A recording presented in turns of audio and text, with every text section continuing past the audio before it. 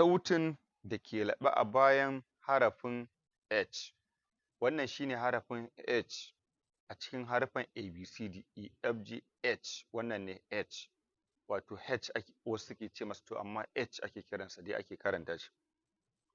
Kuma harafin da ke laɓe a bayan sautin da ke laɓe a bayan harafin H shine sautin H. Sautin H. Ha, ha, ha. Ha, ha, ha.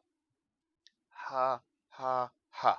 To yanzu kuma ga misalan kalmomin da wannan sautin ke laɓe a jikinsu, kamar kalmar heart, heart, hand, hand, hand, house, house, heart, hand, house, heart, hand, house, heart, hand, house.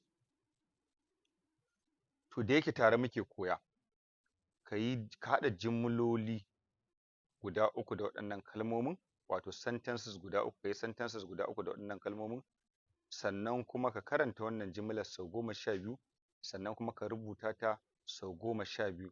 Ga yadda jimlar take: My hand is on the heart. My hand is on the heart. My hand is on the heart.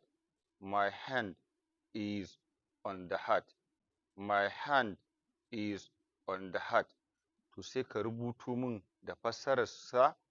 Idan kuma baka gane fassarar ba, idan muka shigo aji sai ka tambaya a gaya ma. A ƙarshe kar ka manta da cewa English ba wahala.